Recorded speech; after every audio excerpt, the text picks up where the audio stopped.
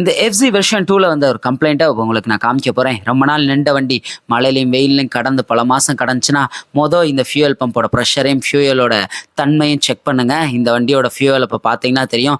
Petrol எந்த கலர்ல வருதுன்னு. பெட்ரோல் கலர்ல வராம சாத்துக்குடி ஜூஸ் கலர்ல வருதுங்க. ஆமாங்க.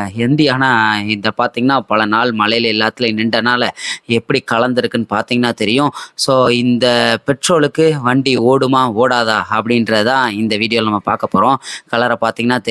இந்த நிலைமையில இருக்கு. ஸோ ரொம்ப நாள் நிக்கிற வண்டினா இந்த மாதிரி ஃபியூயல் ப்ரெஷரை செக் பண்ணுங்க.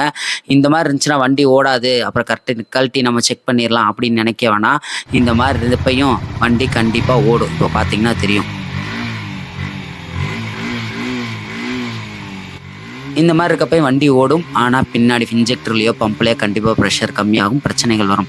இருந்தாலும் இந்த மாதிரி ரொம்ப நாள் நிப்பாட்டின வண்டியை கண்டிப்பாக ஃபியூயலை செக் பண்ணிக்கோங்க, பம்பு ப்ரெஷரையும் செக் பண்ணிக்கோங்க. தேங்க்யூ.